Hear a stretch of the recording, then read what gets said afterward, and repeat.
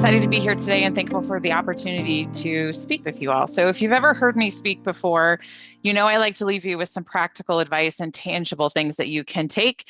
I hate listening to speakers that talk way up here. When you leave, you're like, well, that was great, but I don't know what to do with any of that they gave me. So, hopefully, you leave here with just a better understanding of how to secure your business and how to kind of move confidently into utilizing AI, because that tends to be the buzzword that is about all that we hear about these days is AI. So we're going to hopefully kind of make it a little bit more practical for you.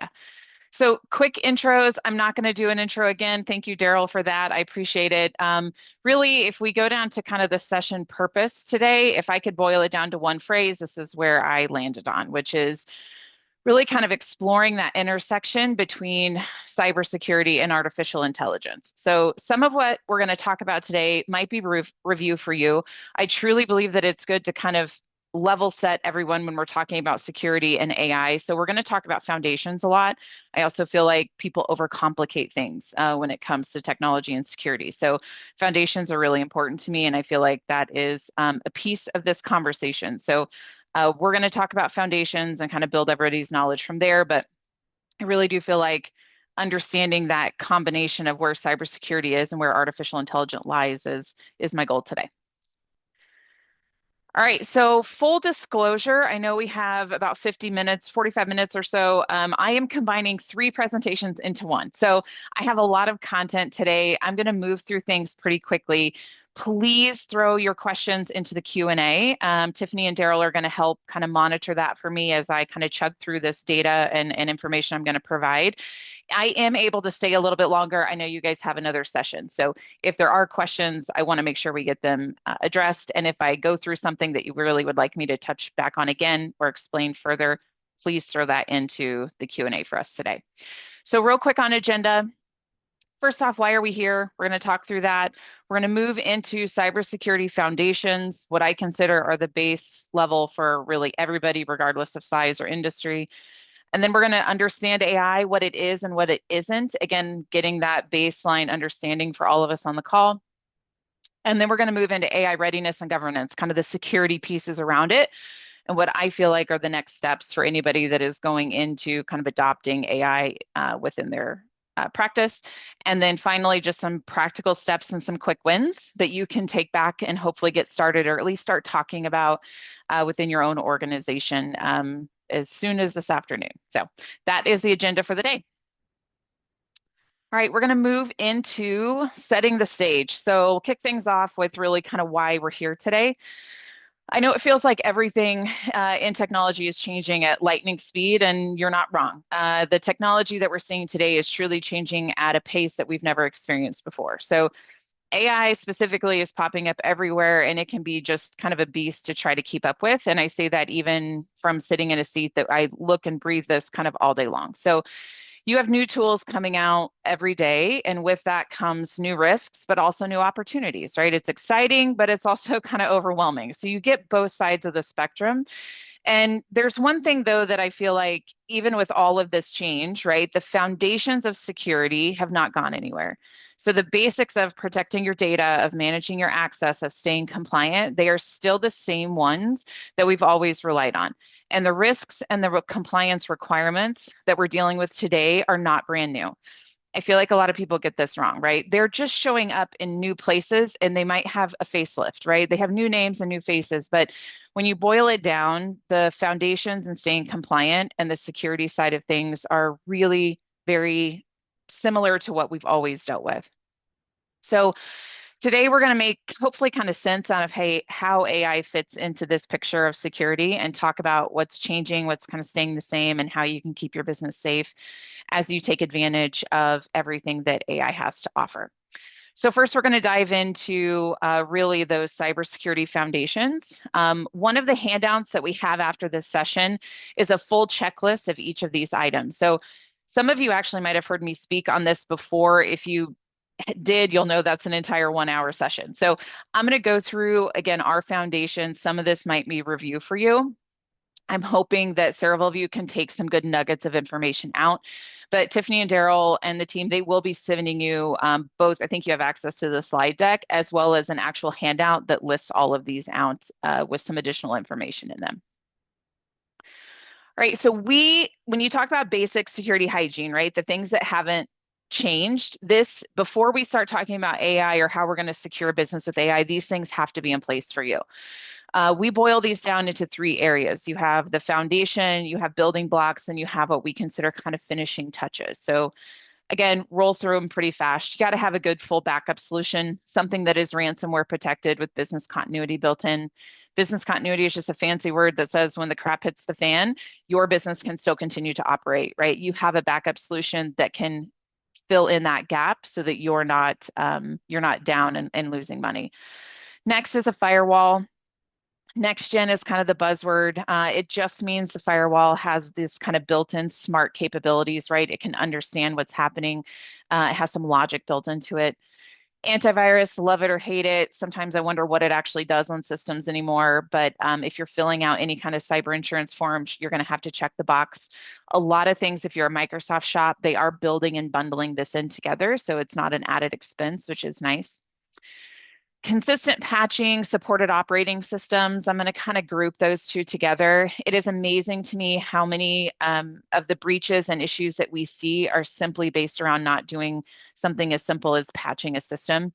What I tell people is when Microsoft finds a hole in a platform, right, they essentially write a paper that says, hey, this is what we found. Here's the hole. Here's what it's doing to the system.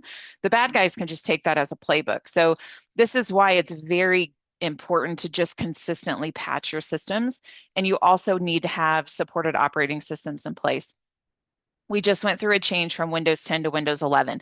So that's the most recent. The next one that's going to be end of life is one of the server operating systems. So it's just important to stay on top of that and make sure that you're not running with any end of life software. Removing local admin rights, definitely an argument probably a decade or so ago, but you really should be operating under what we consider the least privileged principle. And that basically means that your staff really should only have the amount of rights that they need to do their job. Anchor actually works under this as well. I do not have administrative rights on my system. I have to elevate to do something that I know needs admin rights. So we operate under this. You should remove that for your staff. And then finally on this one is just cyber insurance. So know if you are working with an MSP or an outsourced IT company, their cyber insurance is for them, not for you. So make sure you have cyber insurance. If I can promise you this, you put everything in place that we're talking about today as far as the security hygiene goes, your premiums on that are going to be lower and your insurance company is actually going to cover you when or if something happens. So make sure you have appropriate levels of cyber insurance to protect you. The next piece, once you kind of get the foundation, is what we consider building blocks. This first one, I say this every time I do this, I really should move that under foundations because you really need to have multi-factor on everything that you can. So any cloud-based systems, make sure you have multi-factor authentication enabled. The bad guys can still get around it, but it has to be a very targeted, intentional attack. And this is still the number one way to help protect your email and your cloud-based systems. Email security. This is a little techy. This incorporates a lot. So if you don't have a trusted IT partner, this is something that they could certainly help you with. Proper licensing, proper security policies, proper DNS records. DNS records are just like your address on the internet, but all of that together can help make sure that the email that is getting through is good, that it's trying to stop spoofing and impersonations. Nothing is perfect, but the more of these layers you can have set up, the better you're going to be there to protect yourself. Managed detection and response. This is something that is kind of, think of it as a very elevated antivirus. So this is a platform that is really threat hunting and proactive in its nature. So it's looking for different kinds of compromises, elevated credentials, things that are just weird that shouldn't be happening on a system, and they can help stop the spread. Security awareness training, this is actually going to pull a lot into the AI portion of this as well. We want to create this culture of awareness, right? Culture of security so that people are always thinking, is this legit? Is it not? And that we're getting consistent training. Active Directory AD services kind of goes up there with the email security from a little bit more of a technical description, but think of an Active Directory as like the parents, right, of the brain of your network that controls kind of these computers and systems that are connected to it. This can help make sure that your security policies are in place, things like password management and things like that, that password policies, I should say, are getting followed. Office 365 and G Suite backups. This is a big misconception. A lot of people believe that Google or Microsoft is backing up your email. They are not. What they are guaranteeing you is simply uptime. So they're guaranteeing you that their service is available. If something happens, if a mailbox becomes corrupted, if an employee says, I'm going to dump everything and then, make sure it's purged completely, there is no recourse for that. We like to make sure that our clients have this in place. It's very inexpensive and gives you a good peace of mind. And then last on this is password management. This might be something that could be a good added question as to why do I like password managers, but this is still going to be safer than writing it on a piece of paper or using it in an Excel format. And there's reasons behind that, but a password manager is still really good to utilize things like LastPass, 1Password. There's tons of them out there that you can use within your organization. So those are going to be our building blocks, kind of the next steps. Those two, the foundations and the building blocks, great first step. Like you could take the checklist we're going to give you and give it to an IT professional and say, can you please make sure that I can check the box off on all of these things? And they should be able to very easily get you into a much better position. A lot of the things that I talked about on that list also doesn't cost any money. It's just setting up more than likely what you already have and making sure that things are being enforced. So those two are my big ones. Then you get into kind of this advanced security, depending on compliance, the type of data you have, how important you are really, and what you want to lower your risk to. So these are what we consider finishing touches, things like full disk encryption, zero trust. This is something that used to be only really the big players could afford, right? The enterprise systems, but it has really changed. We are moving more and more of our clients into this zero trust security model. Basically means you trust no one. So you have to prove that you have access to the data and the network before it gives you access to anything. So it really does kind of switch your thinking on security and is very helpful.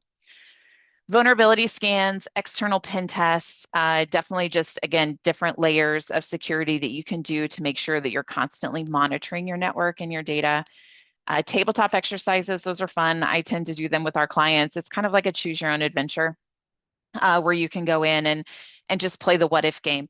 I will tell you 9 times out of 10, what comes out of a tabletop exercise is more around process and people, unless they're like, oh gosh, we don't like what would happen here, what would happen there, and less about technology. So it just kind of opens your mind to think about different things. Security framework, adopting a security framework. This is going to be, let's say you're in healthcare, this would be HIPAA, right? Anchor follows CIS controls. NIST is another one out there. There's lots of frameworks. It kind of just takes the guesswork out of it. It really leads you through what you should be doing and helps you kind of plan out that roadmap. So we encourage people, especially once you get kind of the basics and those foundations set, to start thinking about a security framework. There's also a security framework for AI, which we're going to talk about here later today. So it's another good one. And then policy review.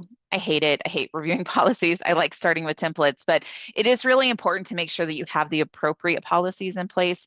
I'm a big fan of less is more, so I don't think that you should have a ton of them, especially depending on your size and complexity. But I think there are some basic policies that everybody should have in place. This is also something that's going to touch on artificial intelligence as well. So I AC, hope, yes. sorry, I felt like it was a good stopping point. Yeah, A no, question. absolutely. What are the best practices to ensure the operating system itself is least vulnerable? For example, are there particular operating systems that should be avoided? So if you're talking, I work more in Microsoft and Windows. So I do not have, I couldn't rattle off Mac or Apple products. But what you're looking for is something that is still what they consider supported. If you look at, is this operating system end of life? Or when is this operating system end of life? If you search for that, it'll tell you what those dates are. So you want to make sure it's something that's supported. So right now for Microsoft, it's Windows 11. Windows 10 and lower are no longer supported. I know you can buy a gap for Windows 10, but for what my feeling is they have said it's end of life. You need to move to Windows 11. Once you're on a supported operating system, then you need to do things like making sure you have antivirus, making sure that local admin rights are removed, um, encrypting that hard drive. That's also another good one that is built into the Microsoft platform now. It no longer costs any money. So if you have a specific operating system and you know which one it is, you can certainly just search for when is that end of life. You'll be able to find that pretty quickly. But Windows 11 is where you should be at for Microsoft. Great, thanks. Okay, you're welcome. Okay, so we've level set on security. You got to have that. You're going to get the checklist. Now I want to think about let's move into understanding artificial intelligence, right? What it is and what it isn't. Again, just to ensure that we're all really starting from the same place of understanding, especially as we move into how are we going to secure and how are we going to govern our artificial intelligence. So we're going to take a quick trip through the history of AI. Don't worry, I'll try and keep this interesting and short and sweet.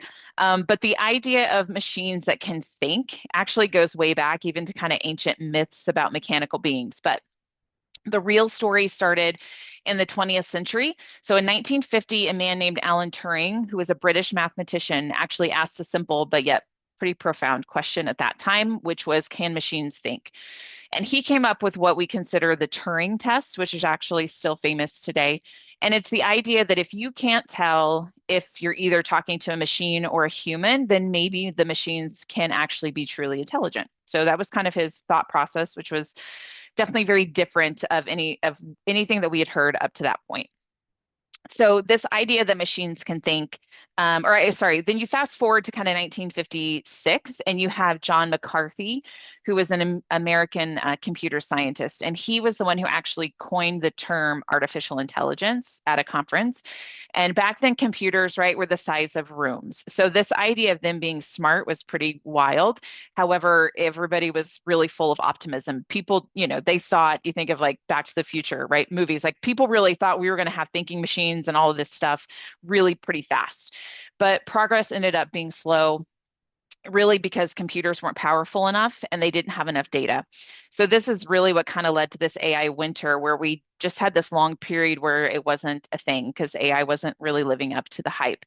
But the dream definitely didn't die. So the 80s and the 90s, you did see expert systems that had programs that could make decisions in specific areas like diagnosing diseases or troubleshooting machines. But still, we were limited. They couldn't really learn or adapt. And the real breakthrough came in the 2000s. And that's really just when we had enough computing power and data to make machines actually, like the machine learning piece, practical. So suddenly computers could learn from examples, they not just following instructions. And that's when things kind of took off. So today, as we know, AI is everywhere, right? Sometimes that you don't even notice. It's in your phone, your car, your bank, streaming services. And the pace of change is hard to keep up with. There are 3 levels of AI. So in plain English, you've got this big umbrella, which is artificial intelligence. And that is any technique that really enables a computer to mimic human intelligence. So this could be recognizing speech, playing chess, recommending a movie. Some of it is very basic, just kind of like a thermostat learning your schedule, all right? So that's going to be the broad artificial intelligence. Then there is a subset that is machine learning. This is now, instead of programming a computer with step-by-step instructions, we can actually give it lots of examples and let it figure out the rules. So think of this like teaching a child to recognize a cat, right? We're not describing this in every detail to the child, but we're showing them lots of different pictures of cats, and then we're letting them kind of interpret and understand what the pattern is. So that is machine learning. So where are we today? Now we are in this deep learning, which is truly the most advanced type of machine learning that we've ever seen. So it uses structures called neural networks, which are inspired by the brain, and it can process just huge amounts of data. So deep learning is what powers things like our voice assistants, right? Like Siri or Alexa. It does facial recognition. It does the Waymo, the self-driving cars. Deep learning is what's behind ChatGPT, image creators, real-time language translations. And it's obviously not perfect, but it's getting better and it's getting faster. It's getting faster.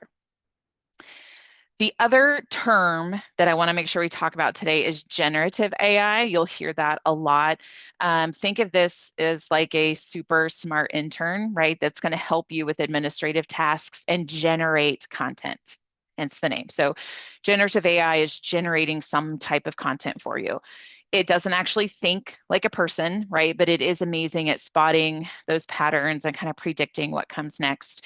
And it's able to pull large sets of data to help formulate what it thinks is the right answer. So this can be writing an email, summarizing a meeting, again, creating an image, right? The main benefits around generative AI is really the ease of use. I think the entry barrier to using this type of AI is very small. It doesn't take much to really understand it and start to utilize it. And it can really help automate tasks and kind of, like it boosts creativity, right? Kind of takes off those redundant tasks and frees up time so you can have more meaningful tasks and work in your day. So that is what, again, brief history lesson, what AI is, kind of the three models, and then generative AI. So I also feel like there's a lot of misconceptions around AI. So the first one being that AI thinks like a human. All right. So AI is not conscious. It does not have a creative like mind in the human sense. All it's doing is recognizing patterns and predicting likely outputs. But like the AI of movies, right, are Terminators. Those don't exist. That's not what AI is. The next is that it's always accurate and it's unbiased. So 100% completely false. AI can be wrong. And the danger here is that when AI is wrong, it is very confident in its wrongness, if I can use that or make that as a word. So and it's also reflecting the biases of the data that it's being trained on, right? So I actually just did this with my son the other day as we were working on a summary of a book. I put it in ChatGPT asking it to summarize the book for me. It was close, but completely wrong. It was a boy named Trace. ChatGPT told me it was a girl named Tracy. So if you don't check your facts, but it was confident that it was right in what it gave me. So that's kind of the dangers here. You also hear people talking about AI hallucination, and this is just really due to a combination of factors, but it's truly just AI making something up, right? It doesn't have true understanding around an idea or it lacks that knowledge, but it's going to present itself as factual. So that is one of the dangers of AI and something that everybody that utilizes it really needs to be aware of.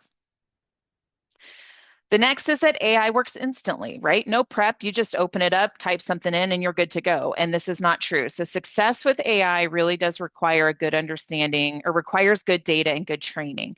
So the more that you use AI, the more it understands you, your patterns, and your desired outputs.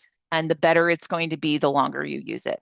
So think of this one as like training a dog, right? A puppy doesn't naturally understand or instantly know what you want, but over time you give it treats and you give it cues, kind of going with that analogy, right? And it's going to become your AI, your dog is going to become well trained, and so is your AI. So it's going to become a very powerful tool.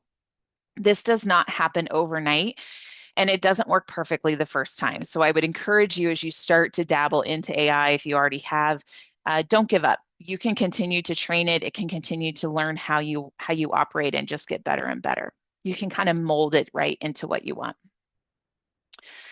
The next one, which I think is probably the biggest one, especially as we start to incorporate this into businesses, is that people are afraid that AI is going to replace jobs.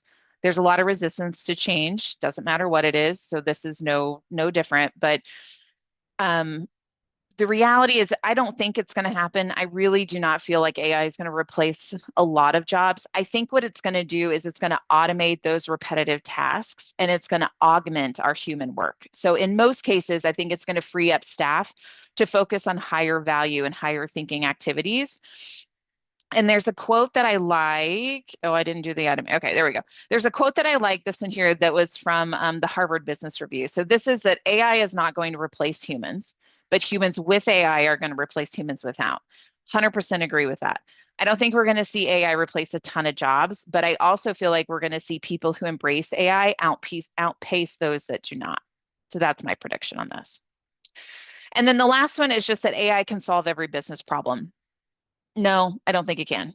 Yes, AI is very powerful, but it is not a magic wand, right? It works best when you're tying it to something very specific, right? You have a specific goal or a specific problem, and you're going to embrace AI and see if there's ways that you can utilize that to resolve the problem or to help push your business goal.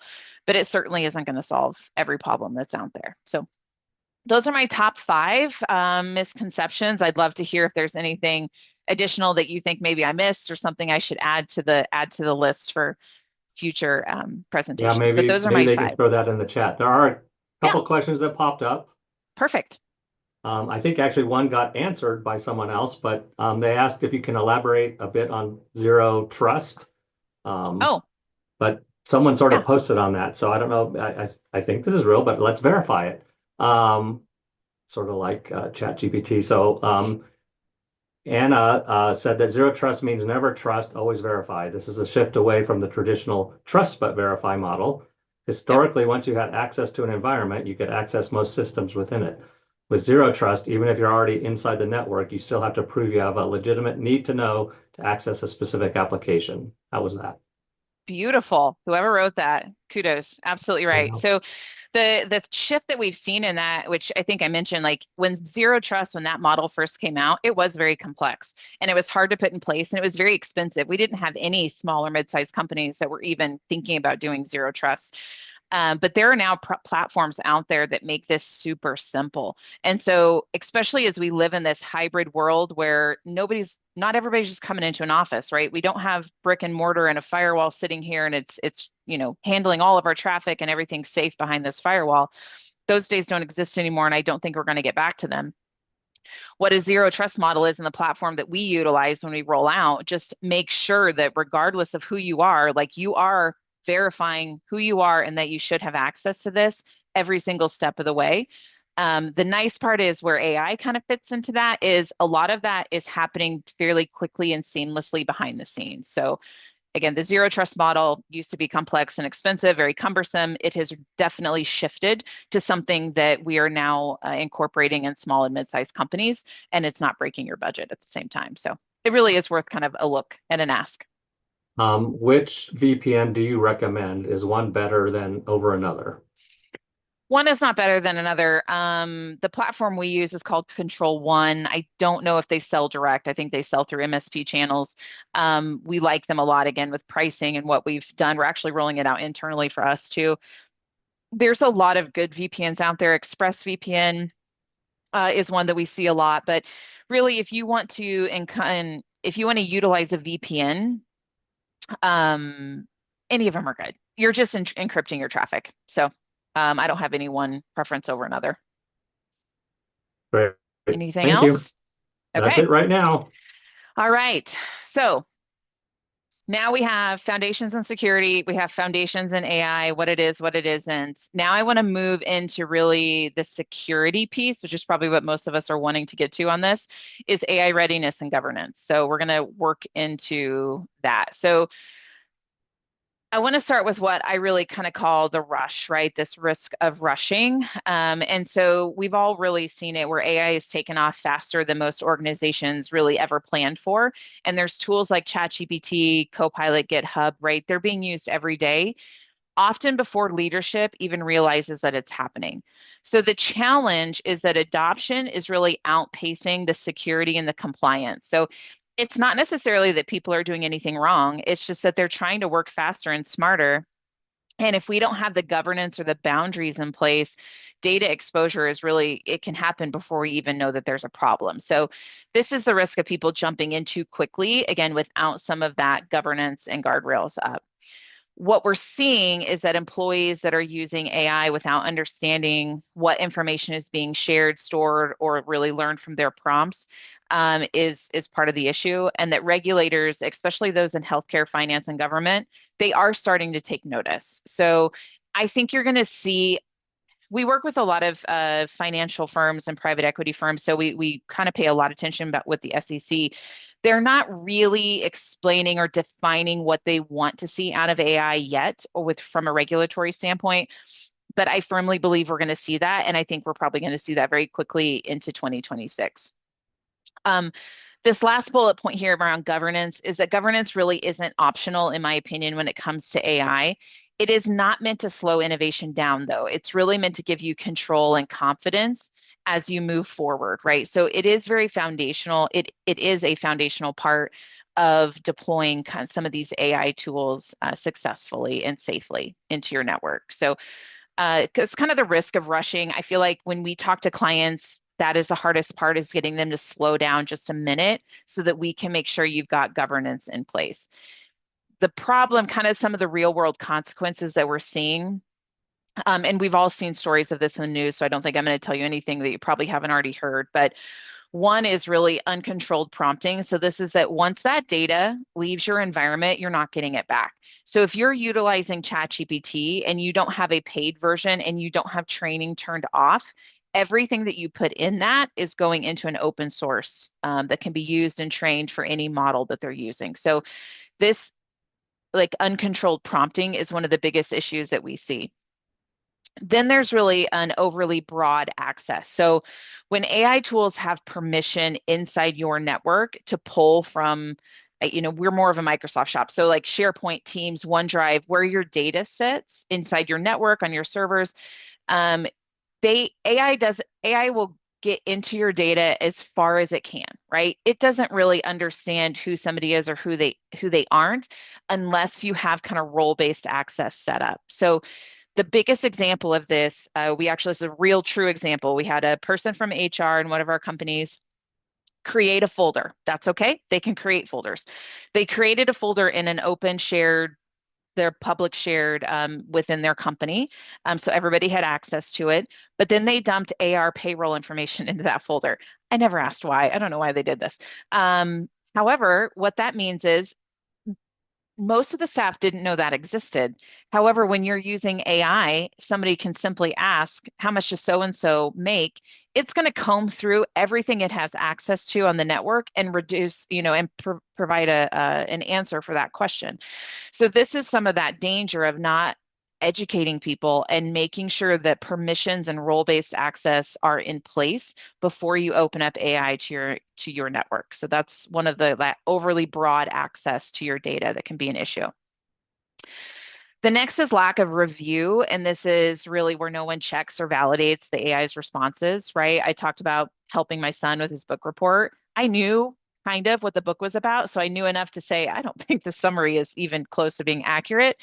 But there is this new term out that's called work slop. So I don't know if this is new. I feel like we've always had work slop and people that produced crappy work in general. But with AI, you're seeing people just take the first thing that it produced and present it without really taking the time to review it, make sure it's not biased, is it accurate? And we're just seeing this prevalence of it more so than we have in the past. Wow. So I lack of thought you might review sleep all day.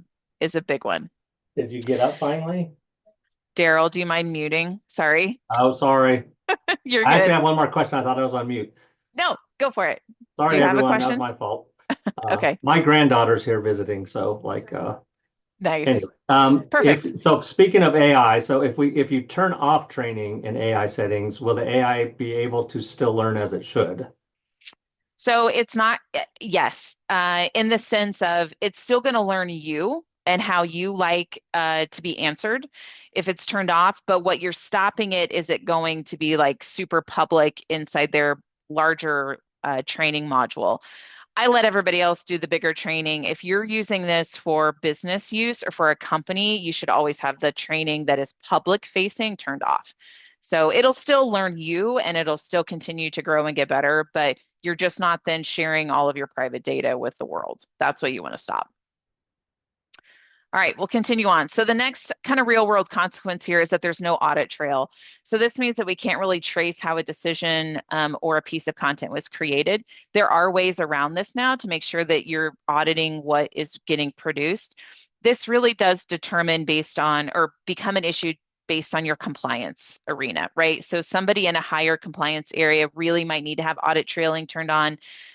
Those of us that are in quote unquote normal kind of businesses that aren't as regulated, this might not be as important, but is something that you should think about is, do I care to have an audit trail of what was put into an AI platform and what was produced back out of it? So something to think about. And then finally on here is just misaligned expectations. So users really trust AI too much, right? They assume that every output is correct when reality AI is only as good as the data and the content we give it, right? We've talked about this already today. Just remembering the AI is not human. Okay, so it is simply learning and producing based on the data that it is given, and that is it. So I really feel like that trust but verify is a great phrase to kind of keep in your mind, especially as you move into utilizing AI more. So the thing about these, especially as you look at the real world consequences, these are not technology problems, right? In my book, these are more governance problems, and they are very human nature problems. The good news is that it is 100% fixable. All of these things that we're seeing from an AI standpoint that's kind of on the scary side of things can absolutely be fixable. And that's what we're going to talk about next. So we're going to talk about guardrails. So I just put this whole slide up so you guys can kind of read through it. But what we want to look at is, again, all of the risks, right, can be prevented if you have the right structure in place. And that structure does not have to be complicated or restrictive. So, again, I like to say good governance doesn't build walls, right? We're just building guardrails. We're just helping people stay in the right track so they feel confident in what they're doing and they're safe in what they're doing, right? You're just giving them room to explore, you're giving them room to innovate, but you're also utilizing AI responsibly and they know where those guardrails are. So first up on that is really the governance, right? The AI governance. A lot of people immediately picture red tape or restrictions, right? This giant no sign, but that's not what good governance looks like. So again, it's not about building walls. We're doing some guardrails and getting that in place. The goal is to define who can use AI, how they can use it, and what data is fair game. So if you're taking notes, those three are big ones. Who can use it, how they can use it, and what data is fair game. Those answers are going to be different for everybody depending on their organization and how their data is, classified and organized. But that clarity is going to give your people the freedom to explore because they know where the edges are, right? So most of us on this call, I'm sure, are probably small and mid-sized businesses. The other piece of this is that technology steering committee. You might not have a technology steering committee. You might not call it that, but I would venture to guess that you have some type of a small group. Maybe it's leadership. Maybe it's you as the owner and one other person. Maybe it's just you as an owner, right? That are actually making those technology decisions. What I want to do here is not necessarily create this whole new space where AI needs to get talked about. I want to expand what you're already doing. So AI is here for good. It's not going away. So that group or that committee that is helping make technology decisions for your organization, just expand it to go ahead and include AI oversight.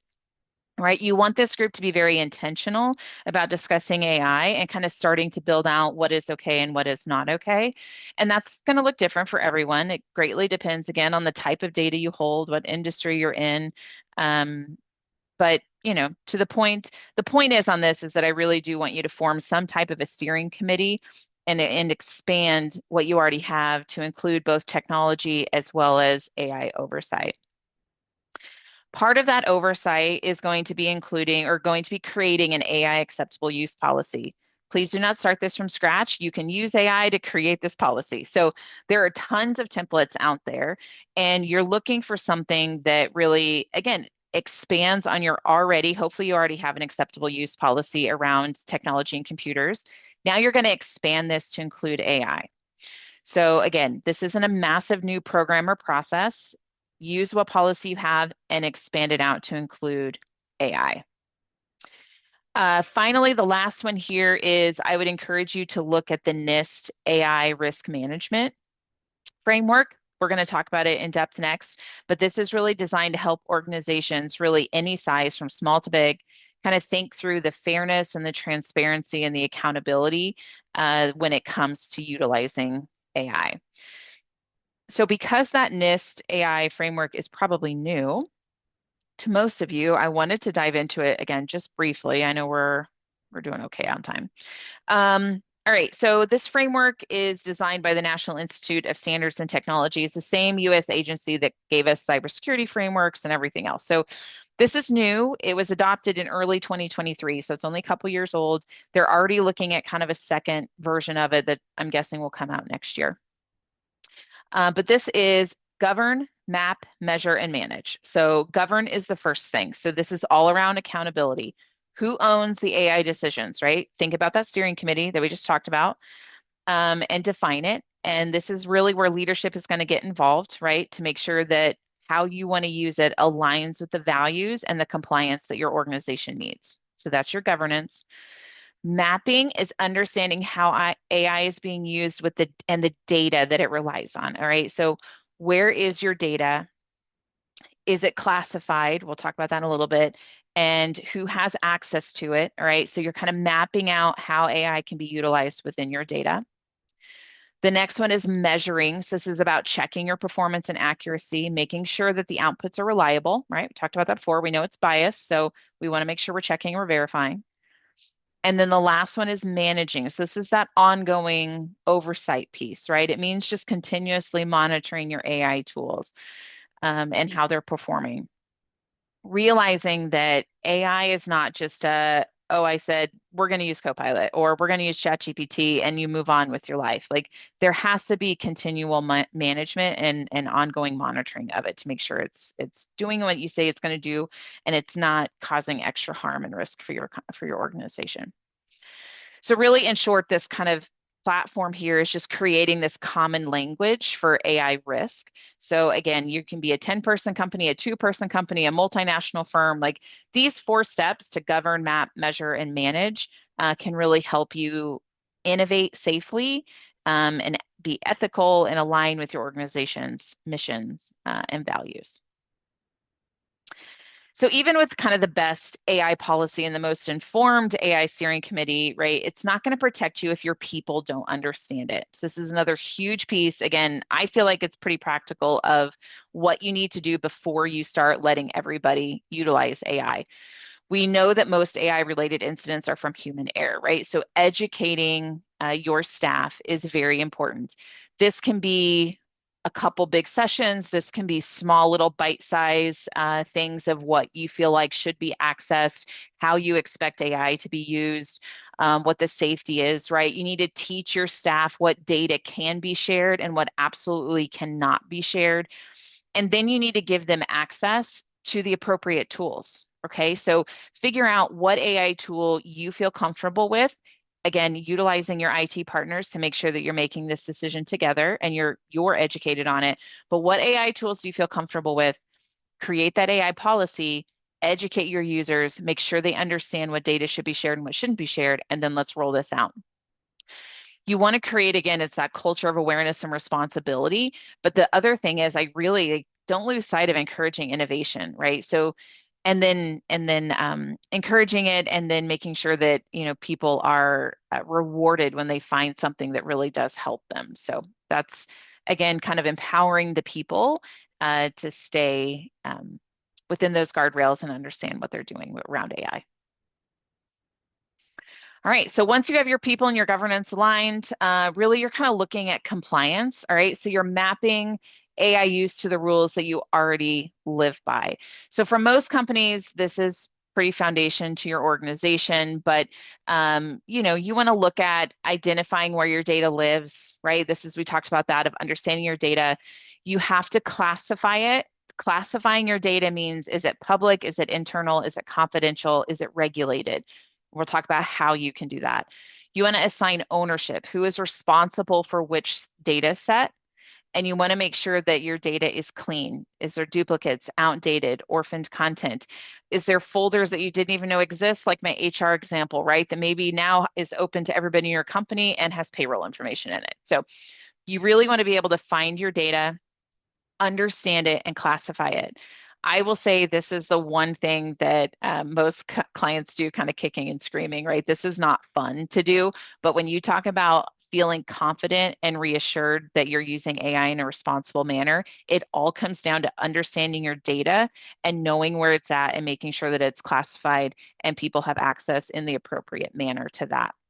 The biggest way, again, we're a Microsoft shop. I know I've said that multiple times, but Microsoft Purview is going to be kind of your best friend in this, which I want to talk about here. So Microsoft Purview is it is just a beast of a program. So you can do a ton of things within Microsoft Purview, but the biggest thing that it's going to do is help with your governance and your compliance and tracking your data. It also has the ability to audit what is going into and coming out of your AI platforms. So when you think back like, all right, JC, this is all fantastic, but how on earth am I going to manage all of this? This is the platform that you manage it with. Now, if you're a Google shop, There are other things like there's Google Vault, there's a cloud sensitivity data protection tool. So Google has tools that can do this too. It's not the exact same. They're a little bit more siloed. Think of Purview as just this nice big security blanket around your Microsoft tenant that can really help you with a ton of things. And you can see on the screen here where you've got information protection, information barriers, insider risk management. It can actually tell you if there's some type of insider threat. Is somebody printing a ton of data that it's very abnormal for them? They typically don't print. Are they emailing data outside of your environment to a personal email address? Things like this, Purview can actually monitor for and report on for you. And that kind of falls into that data loss prevention as well. So as you're thinking about AI adoption, this is going to be your best friend. Again, this is really where your IT partner can come alongside you and help explain this and figure out some bite-sized chunks of what makes the most sense to put in place for you with Purview. Again, you can kind of, it's just a beast of a platform. I scratch the surface of it, I think, every day and don't get hardly anywhere. So this is going to be your, again, how you are going to accomplish some of these things that I've talked about today. All right, we are down to the last. So this is really the practical steps and quick wins. All right, so we're going to recap a little bit. Your first thing that you are, oh, no, nope, never mind. Sorry. There we go. Okay, your first step that you're going to do is take the checklist that Daryl and his team is going to give you around cybersecurity foundations. Go with your IT partner and say, help me make sure that we are at a good set. This is your bare minimum of getting that foundation and the building blocks all checked off and ready to go. Then you're going to think through that advanced security and see what makes sense for your business. Does zero trust make sense for your business? Do you want to move forward with a security foundation kind of framework? All of those are great questions. Those are things that I sit with our clients and help advise on every single day. So if you have an IT company that's kind of worth their salt, they should have somebody that sits in a seat like mine that can help you kind of navigate this. So that's going to be really your step one. The next is, again, it follows kind of the NIST framework a little bit, but this is what I kind of like, my impersonation of it is as a crawl, walk, run, and anchor. No pun intended, maybe pun intended.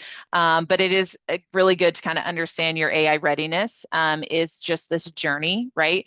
But the path doesn't have to be complicated. So you're going to crawl. Once you have your foundation set, you're going to crawl, you're going to assess, and you're going to clean up your data. All right. You're going to understand where your data lives and you're going to classify it. Again, that Microsoft Purview can do some of this for you even automatically. It can kind of figure out what has critical data in it and what doesn't. This is also the time that I say that you can spot what's called shadow AI, similar to shadow IT. It just means that people are using unofficial tools and they have accounts out there that you're using things with. I guarantee you your employees are doing this. I guarantee you if you have not given them a path forward for AI, they're using it. You just don't know what they're using and what data they're putting in there. So make sure that you kind of identify what's being used and what your staff likes. Again, not the fun part of the journey, but absolutely a must. The next is now you've got kind of your baseline, your data's cleaned up, you're accountable for that. This is where you start to build in the governance, right? You want to create that acceptable use policy. You want to identify your approved tools, right? Give team members access. Is it Copilot? Is it ChatGPT? Is it something different? You put that AI oversight into your technology steering committee. This doesn't have to be a formal or some kind of heavy-handed thing, right? It just means that you created a space for AI conversations to happen. Right? So you're building out your governance. The next comes run. This is your pilot phase. So this is where you're choosing one or two kind of low risk use cases. This could be as simple as automating meeting notes. Most of us are probably already doing that. Summarizing client emails, creating draft reports, right? You're keeping the data exposure limited and you're measuring what happens, right? Are the results accurate? Did it save you time? Was there any new risks that appeared that you weren't really thinking of before? So one thing I don't want to overlook here, right, is to just encourage your team to think bigger. We want them to innovate. You want them to bring ideas on how AI can be used better for the organization. And I think it's important as you go through and you train your staff that you address that fear of AI is going to take my job head on, because again, like I said earlier, I don't think it is. I really don't. It's going to allow space for your staff to do more meaningful things and to do things that they really enjoy doing and taking that repetitive tasks off of their plate. Next is anchor. So this is kind of operationalizing, right? Kind of my favorite stage, everybody's favorite stage. But this is where you can really, AI is safely being used across your teams. All right. And they're starting to expand and think bigger as to where AI fits and how it can truly help the organization. This is where I say review things quarterly. What's working? What's changed? Are there, again, any new risks that came up over the last 3 months? And you need to treat AI as just part of this ongoing technology strategy, right? It's not a one and done. We're not just throwing Copilot in and walking out the door. So you want to make sure that it's part of that strategy and that ongoing conversation. So if you follow these 4 steps, I think your AI adoption stops really feeling like chaos, and you can get to a place of clarity where you feel comfortable, you feel safe, and then it's all about progress, right, at that point. And that, Daryl, is my conclusion. So I think we are done. Hopefully I think we have a little bit of room for questions, but I don't have Yeah, anywhere so running if off to. So yeah, so if anyone wants to stay for the questions, there's a couple. You can stay. I think most of the checks are done. So you got your CPE if you were here and you hit all your checks. Because we have one more session at 12:30, but this we can keep this open and answer a couple of other questions that want to for people that want to hear the answer. So, JC, one of the questions sort of touches on what you literally just talked about in your conclusion was another presenter in a different session said that AI, I think, would to create more values, you don't need more headcount, but rather need effective automation, i.e. AI. He achieved more value creation with reduced headcount. How does this fact fit with your point that AI will not replace you? Maybe it has not replaced you yet, but it has already replaced someone with AI. yeah, So I think maybe I should phrase it as in when you start down this path, and I'm kind of assuming most of us might be business owners or some type of leadership role. If you start down this path of adopting AI, are you going to land at a place where maybe you could reduce headcount? Yeah, you might. I mean, everybody wants efficiency, right? We want to be able to do more with less, so our bottom line looks better. I'm not discontinuing. I'm not like that is true. That is true for us as well.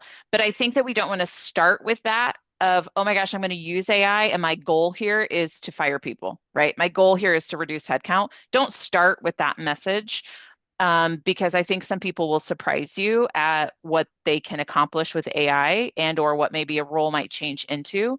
So will you get to the point that maybe some people might a job be no longer useful? Yeah. The goal is that that person then becomes either transferred to do something different. Maybe they leave your organization, but they go on somewhere else to do something different.